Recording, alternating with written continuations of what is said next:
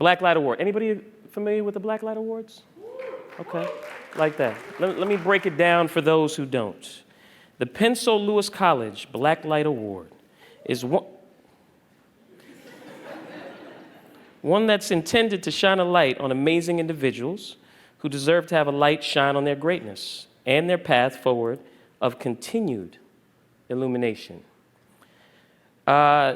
Giving the award is actually two great individuals who will be giving these things away, and they themselves are definitely a reflection of Blacklight greatness and have many of us shining a light on all that they do and represent. So I want y'all to give a warm, warm welcome to Jazare Allen Lord and James Whitney. Please and thank you.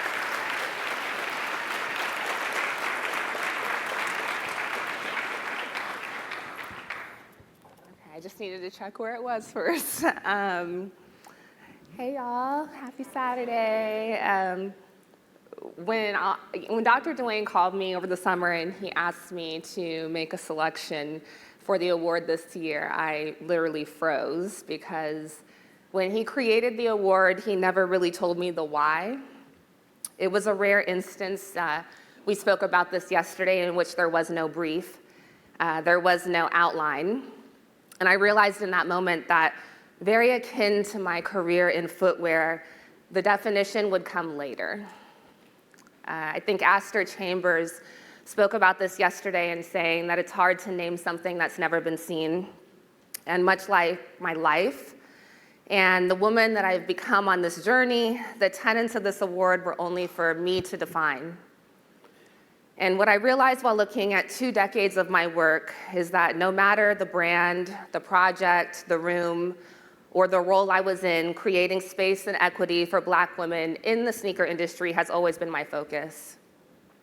It's been the prioritization of impact over everything.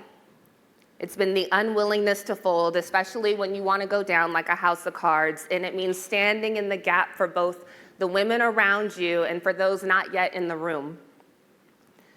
It also means being unafraid as fuck to leave your mark on everything that you touch. And when it came to when it came to me looking out at this crowd of change makers and to set the standard of what it looked like, this type of advocacy amongst us in action, no one is more deserving than Cherise Thornhill Goldson.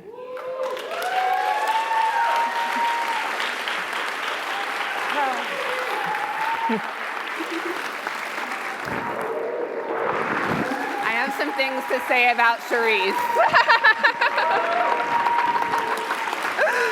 I have some, look girl, they won't even let me talk. They're not gonna let They're not gonna let me talk. I need to sit down. Thank you. I have some things to say about Cherise before we go on. Many of us obviously here have known Cherise and worked with Cherise, but here's a little quick breakdown for those of you that do not know. After a thriving career as a designer at Nike and launching her own consulting firm, Cherise took the knowledge that she accumulated working on some of the biggest names and projects in this industry and went back home to South Florida to teach at both the high school and collegiate level. Beyond that, if you were here last year, you saw her panel and you know that she shared those gems with people in her personal life, a lot of the Black women that are here that she left a blueprint for in order to get into the industry. And of course, what she's helped to build as the Director of Design, Education, and Growth at SEED is a testament to her understanding that part of dismantling barriers to entry for us means creating fresh, comprehensive curriculum taught in an environment that not only breathes life into women, but uplifts them and seats them in rooms of power like this one. I am beyond proud to call you a colleague, extremely humbled to call you a friend, and super, super proud to announce her as my first recipient of the Jazare Allen Lord Women's Advocate Icon Award. Thank you so much.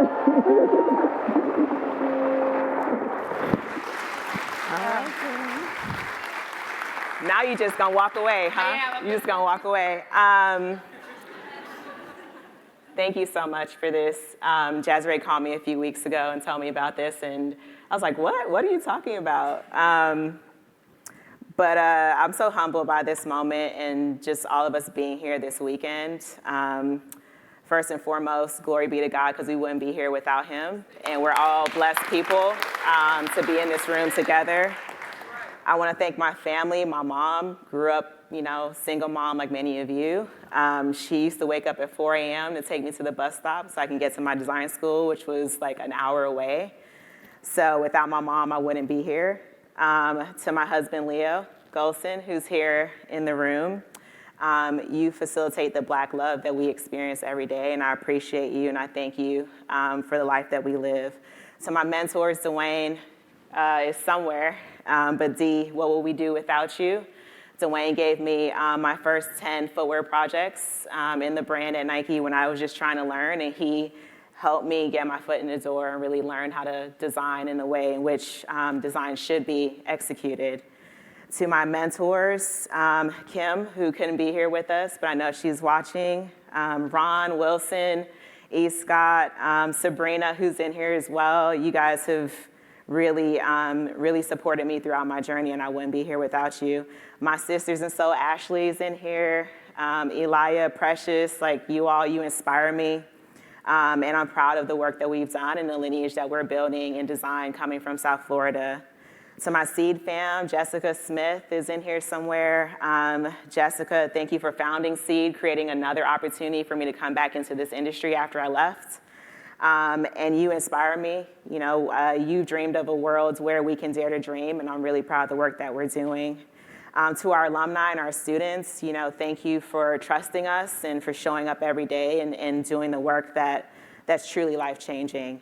And now I'm gonna get on my soapbox, because I did that yesterday. But to all the women in the room, it's our time. We got this. We are not in competition with each other. There is diversity in our diversity that we should be celebrating. This industry really needs us, and we are the ones we've been waiting for. So we can't win until we help facilitate the win of a sister next to us. And please be your sister's keeper. Thank you, everyone.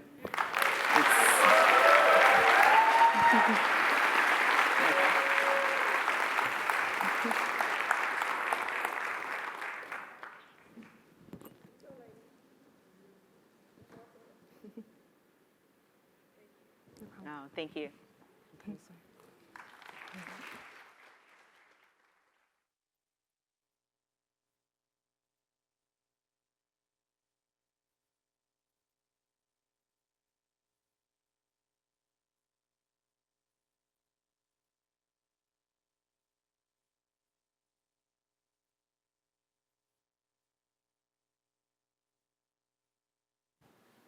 Me? What up?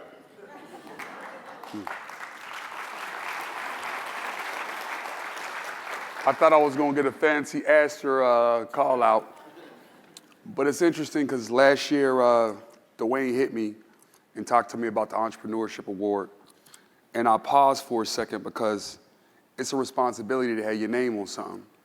I think some people know my story, and if you don't, where I'm from, my name means something to me. It always means something to me. It's what I earn. It's the work I put in every day. And he asked me, this is the first time you're going to need to give the award to somebody. You should think about who you're going to give it to. And I'm like, well, that's pressure. Thanks, bro. And it didn't take me long. The brother who I chose called me a couple years back, and we talked about his journey around the industry. My journey looked a little different. I came where I came from. I ain't gonna go into that right now. I never worked a corporate job, so my journey looked different, but I understand that's not the reality for most folks. But this brother went through the industry. He worked at Saucony, he worked for Nike, he worked for Adidas, and he done his tour. He done his tour the right way. When he go back to those places, he's still welcomed in those places. He's still respected in those places. He understood his value, and he made a choice. He betted on himself. When he called me, it wasn't about this. He was calling to tell me that he was getting a van and he was going to drive around and start a podcast and do it out the van. I'm like, yo, that's dope as shit, right? And this is before like podcast was kind of like going crazy. So I'm like listening to him because I believe in who he is and what he going to do. And then he hit me with a call a few weeks later and said, oh, one more thing. I'm like, what's up? He was like, yo, I know you don't like to do interviews, but I want to do something a little personal with you. I said, bet, no problem. I didn't realize that the man was going to be like my therapist in the interview. I think the pre-interview went about like 2 hours. And then I didn't hear from him for probably another 6 months before we done a real interview. Beamer Williams, for me, is the best interviewer in culture right now.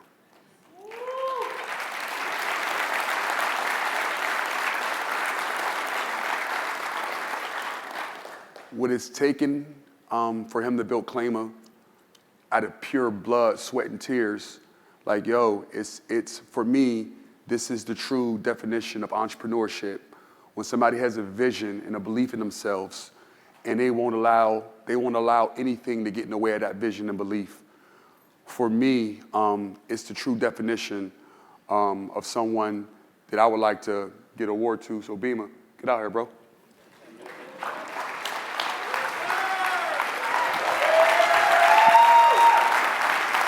I appreciate you. Thank you, sir.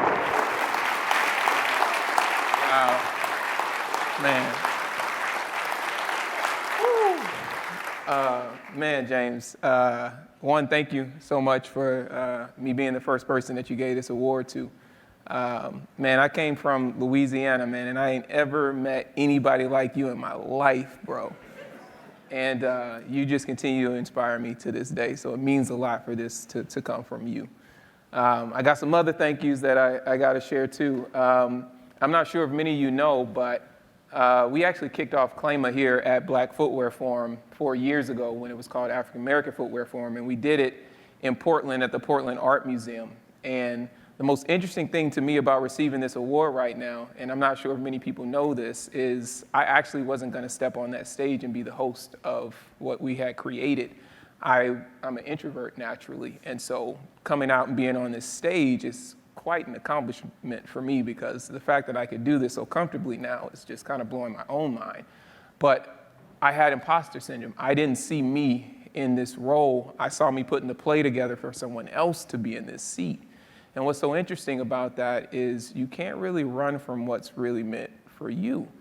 And so it's so beautiful to be here 4 years later. I wanted to come last year. I had a commitment. And when Dr. Edwards, called and he said, you coming this year? I said, of course. I was waiting for this call. I was waiting to see what the schedule was. I was like, I can't miss it another time.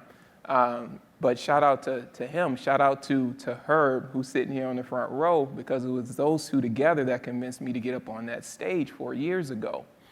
The whole reason that I did that in the first place was, I think y'all heard me say it when I was up here with Jay Tips, is that I'm from Louisiana. And I always loved sneakers. I loved them since I was 9. But my folks worked as chemical plant workers, and that meant they didn't really have a network of anyone that worked in this industry. The only thing my mother knew was folks that worked in retail for an hourly wage, and there's no disrespect to that, but she couldn't see a way that she could really get me out of her house doing that. And so she wasn't really forthcoming in pushing me down that path. And so it took a lot to get here. And I've been getting a lot of different questions from different creatives and creators and entrepreneurs, and there are nuances to all of those titles, but at the end of the day, folks have been asking me, how did I start Claima, and like, how did we get here? And honestly, I don't think that's what you're really asking me. I think what you're asking me is, how do you get over the fear, right? And how do you move forward with taking the first step? And for me, I'll be honest, I was terrified. You know, I was working at, quote unquote, my dream job. I was working at Nike, and I left during the middle of the pandemic. And you gotta wonder, what the hell convinces someone to leave a paying job in the middle of a pandemic? And the only thing that convinced you to do that is your purpose. So whenever you ask me, why did I do it? It's because of y'all, honestly. It's honestly because of y'all. And so when we think about us, we think about our community, don't chase anything. Don't do it for a trend. Don't do it because somebody else is doing it. Do it because it's something that you believe you're here to do and help the rest of your community. And so when I say claim a seat at any table you're choosing, that's what I mean. I mean, go do what's in your heart. So thank y'all so much. Thank you everybody that's ever supported, ever listened, ever shared anything. There's so many folks that's done things on my behalf without me even knowing or being involved. And so I'm here because y'all are here. Thank you so much, Aster. Thank you, James. I appreciate y'all. Much love.